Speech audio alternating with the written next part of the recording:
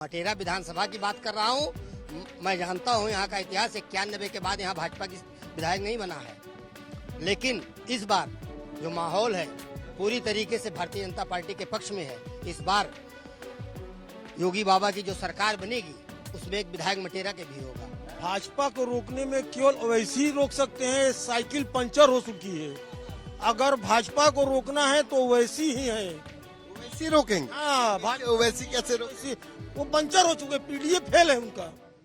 उत्तर प्रदेश में फिर विधानसभा चुनाव का आगाज होने जा रहा है और जब बात चुनावी माहौल की हो तो चुनावी माहौल में आम वोटर की बात को समझना बेहद जरूरी हो जाता है, क्योंकि नेता तो कहता है कि वही सबसे बड़ा हितैषी, वही सबसे बड़ा देशभक्त, वही सबसे बड़ा समाज सेवक, लेकिन उसकी देशभक्ति, उसकी समाज सेवा की जो असलियत है उसको वोटर अपने पैमाने पर तौलता है और वोटर का पैमाना ही तय करता है हिंदुस्तान के सत्ताधीश का भविष्य।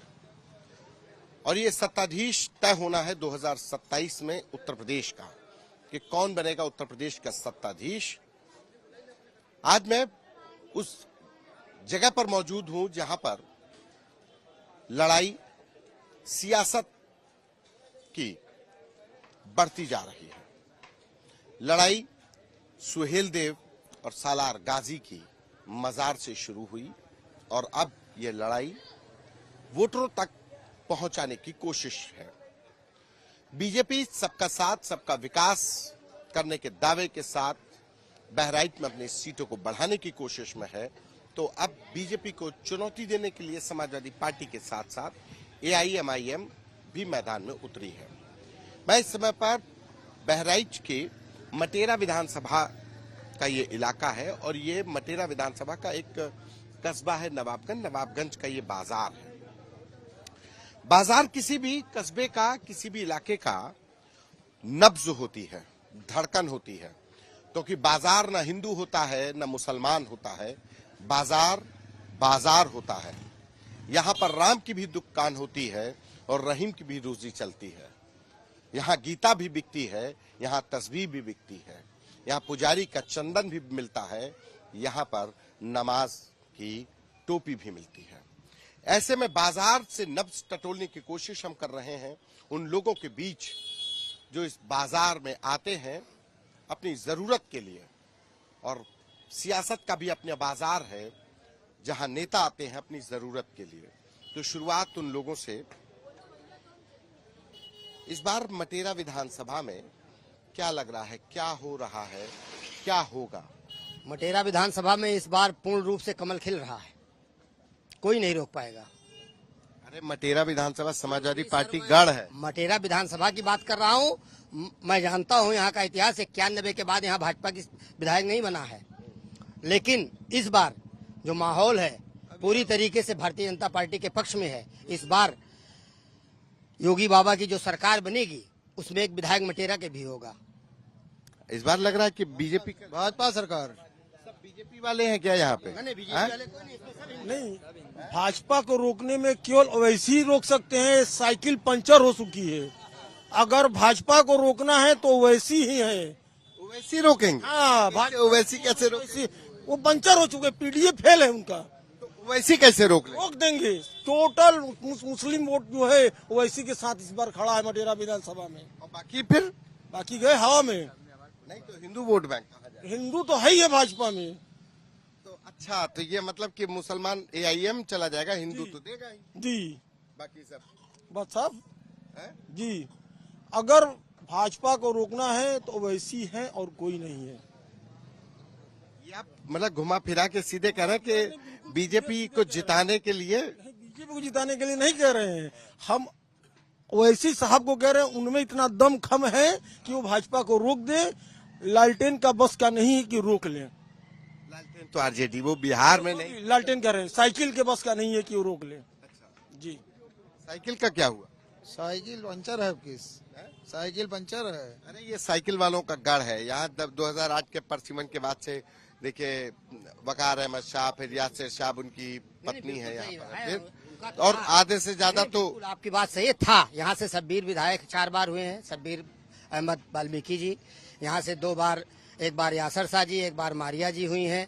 इसमें कोई संदेह नहीं, जो रिकॉर्ड है उसको कोई मिटा नहीं पाएगा। लेकिन इस बार भविष्य में जो यहाँ विधानसभा में कमल खिलने जा रहा है उसको भी कहीं कोई रोक नहीं पाएगा। आप यहाँ से पूरे मटेरा एमआईएम ये असदुद्दीन क्या कर रहे हैं? वो आए हैं, अपने प्रत्याशी लड़ा रहे हैं। ये तो उनकी पार्टी के लोग हैं, उनकी जनता का विचार है, वो किसके साथ जाना चाहते हैं। लेकिन इस बार पूर्ण रूप से भारतीय जनता पार्टी की बढ़िया जीत के साथ सरकार बनेगी, उसको कोई नहीं रोक पाएगा।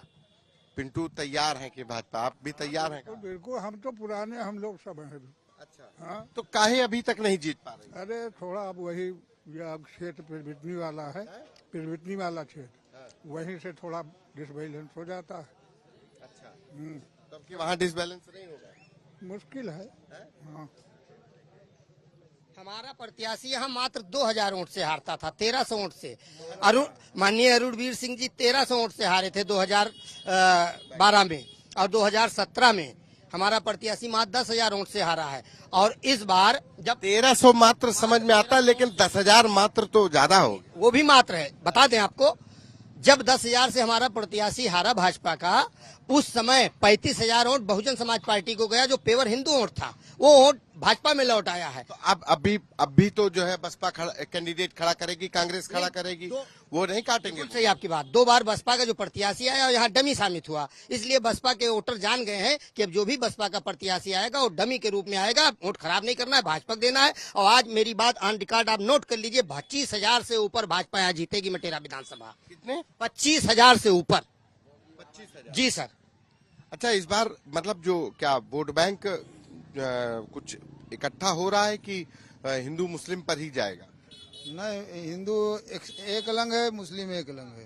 अच्छा, हाँ, लेकिन बीजेपी कहती तो है सबका साथ सबका विकास, तो आप लोग क्यों नहीं जोड़ पा रहे हैं? आप लोग मुस्लिम वोट बैंक क्यों नहीं जोड़ पा रहे हैं? अब वो मुस्लिम की इच्छा है, मुस्लिम के वोट मिल भी जाते हैं, ऐसी बात नहीं है। जो मुस्लिम हमको वोट देता भी, अपने मुस्लिम भाई के दबाव में कहता नहीं किसी से। बहुत से लोगों को हम लोग जान रहे हैं जो वोट देते हैं, ऐसी बात नहीं है, ऐसी बात नहीं, वोट देते हैं। वोट देते हैं। हम पूर्ण रूप से इसको इनकार नहीं कर सकते कि वोट ऐसा देते कोई इनकार ही नहीं कर सकता है कि तेरा विधानसभा में क्या जरूरतें हैं जिसकी होना चाहिए? क्योंकि आप लोग भी रहते हैं, जरूरत तो यहाँ पर आप लोगों को होगी ज्यादा। जरूरत की सारी चीजें यहाँ उपलब्ध है, ऐसी बात नहीं है। विकास हुआ है, पानी की टंकी लगी है, सप्लाई लगी है। आप नवाबगंज से किसी भी साइड पे निकल जाइए, आपको कहीं झटका नहीं लगेगा, सारी रोडें मेंटेन है। काम विकास बहुत हुआ है, ऐसा नहीं है कि विकास नहीं हुआ है, विकास हो रहा है, पूर्ण रूप से हो रहा है। भले हमारा विधायक नहीं है, लेकिन विधायक निधि तो आती है, विधायक निधि से जो उनका बजट है वो लगाते हैं। शेष हमारे जैसे हमारे जो भाजपा के प्रतिनिधिगण हैं। अखिलेश कह रहे हैं कि अब की जो है साफ है भाजपा। अब अखिलेश जी की अपनी सोच है, वो तो एक राष्ट्रीय अध्यक्ष है, वो तो कहेंगे कि विपक्षी हमारा साफ है, हम अकेले हैं। पीडीए उनका है? पीडीए नहीं है, पीडीए में तो मैं भी आता हूँ, मैं पिछड़ी जात से हूँ, कसौंधन समाज का हूँ। पीडीए में तो मैं भी आता हूँ, तो मैं अखिलेश यादव थोड़ा वोट दे दूंगा, कोई सवाल ही नहीं है। वो कह रहे हैं कि जो भाजपा ही पीडीए है, वो कह रहे हैं जो भाजपा वाले पीडीए वाले वो भ्रमित हो गए हैं। नहीं नहीं, ऐसा कुछ नहीं, भ्रमित नहीं है, हम लोग कहीं से भी भ्रमित नहीं है। अखिलेश जी हमारी मंशा अनुसार चलते तो हम पीडीए बन के उनके साथ। मंशा है? हमारी मंशा है कि सबको बराबर सम्मान मिले। तो सम्मान नहीं मिलता? बिल्कुल नहीं, आपने देखा होगा उनकी सरकार में कहाँ सम्मान मिलता है। खुलेआम गुंडई होती थी, खुलेआम दादागिरी होती थी, खुलेआम रंगदारी होती थी। टेंडर एक भी लोग नहीं, साधारण लोग डाल पाते थे। ठेकेदारी में भी दादागिरी होती थी। आप लोग तो मीडिया से संबंधित हैं, आप तो बहुत देखते होंगे। तो अब नहीं होता है? अब कहाँ होता है? ई टेंडरिंग होती है, आप ऑनलाइन टेंडर डालिए। गुंडे बदमाश, गुंडे बदमाश सब साफ हैं, बुलडोजर बाबा रौंद रहे हैं सबको। बुलडोजर बाबा सब गुंडे बदमाशों को साफ कर रहे हैं। आज देखिए योगी जी का भी स्टेटमेंट देखिए, यहाँ हिंदू मुसलमान सब खड़े, सबने देखा होगा। अखिलेश यादव जी की बेटी पे एक व्यक्ति ने टिप्पणी किया और उसको माननीय मुख्यमंत्री जी ने संज्ञान में लिया और उस पर कड़ी कार्रवाई की और पुलिस को बुला के कहा कि आप स्वतः संज्ञान लेते हुए FIR दर्ज करिए इसके खिलाफ। अब जब अखिलेश यादव जी की बेटी अगर उत्तर प्रदेश में सुरक्षित नहीं रह जाएगी तो हमारी आपकी क्या औकात है? ये तो सवाल भाजपा ही सरकार पे है ना कि बेटियां सुरक्षित नहीं है, यही तो अखिलेश भी कहते हैं। भाजपा की सरकार पे कैसे सवाल है? भाजपा की सरकार ने तो मुकदमा लिखवाया, अखिलेश जी तो चुप्पी साधे बैठे, बोल ही नहीं रहे हैं। उनको तो सबसे पहले बोलना चाहिए। तो यही यही तो कह रहे हैं कि देखिए किसी की भी बेटी के साथ है। आप कल्पना कर लीजिए, एक प्रदेश का मुखिया जो 5 साल मुख्यमंत्री के रूप में कार्य किया हो, उसकी बेटी पे लोग टिप्पणी कर दें, इतनी हिम्मत। तो ये तो 9 साल में हिम्मत ये कैसे आ गई? इसका मतलब कि कानून का राज नहीं, पुलिस का खौफ नहीं है उनको। कानून का राज पूर्ण रूप से है, आपने देखा होगा। खौफ खत्म हो गया ना, तभी तो ऐसे हिम्मत। बिल्कुल खौफ खत्म नहीं है ना। 9 साल से नहीं नहीं, बिल्कुल खौफ खत्म नहीं है, ना खौफ खत्म है, ना बुलडोजर में तेल कम है। जो गुंडई करेगा वो रेल दिया जाएगा या जेल दिया जाएगा उसको। कहीं कोई जगह समाज में उसके लिए नहीं है, गुंडों के लिए इस सरकार में। तो एक बार मतलब भगवा लहराएगा। बिल्कुल हमारे मटेरा से तो लहराएगा, 100% लहराएगा। हम लोग बहुत दिनों से अपने विधायक को देखने के लिए तरस रहे हैं। हमने आपसे बताया कि 91 के बाद हमारे यहाँ हमारे भाजपा विधायक नहीं हुआ। जब मटेरा चरदा हुआ करती थी तो सब्बीर भाई 4 बार हुए, इसके बाद यासर भाई हुए, फिर मारिया जी हुई, अब की बार हम लोग अपना विधायक बना। आप यासिर भाई भी कह रहे हैं और उसके बाद उनकी बहू को हराने की। देखिए, मैं भारतीय जनता पार्टी या समाजवादी पार्टी या बहुजन समाज पार्टी का कोई भी माननीय पदाधिकारी है, माननीय है, विधायक है, मैं पढ़ा लिखा हूँ, बीए तक पढ़ा हूँ। मेरा संस्कार, मेरा परिवार इस बात की अनुमति नहीं देता है कि हम उन पे टिप्पणी करें, उनको अपशब्द कहें या उनको किसी ऐसे शब्द से आवाज दें जो उनको कहीं ना कहीं दिल में खटके। हम उनको बुलाएंगे तो सम्मान से ही बुलाएंगे। हम सम्मान देंगे तो हमें सम्मान मिलेगा, लेकिन वोट नहीं देंगे, सम्मान देंगे। मान देंगे, वोट नहीं। हमारे दरवाजे कन्विंसिंग करने आ जाए, मैं उनको जलपान कराऊंगा, लेकिन वोट नहीं दूंगा। बिल्कुल वोट तो दूंगा भारतीय जनता पार्टी को। यही मजबूत, यही स्वस्थ लोकतंत्र है हम 90% यहाँ कि सियासत में सियासी लड़ाई हो, दिल से दूरियां ना हो। पिंटू जैसे ही लोग इस सियासत को, इस लोकतंत्र को मजबूत करते हैं, जो भले ही खुलकर कहते हो कि हम वोट बीजेपी को देंगे, लेकिन जब बात विपक्षी दल के नेता की आती है, उनके परिवार की किसी महिला की आती है, तो जी और भाई कहकर ही संबोधित किया जाता है। यही इस लोकतंत्र की खूबसूरती है और यही हमारे हिंदुस्तान की भी खूबसूरती।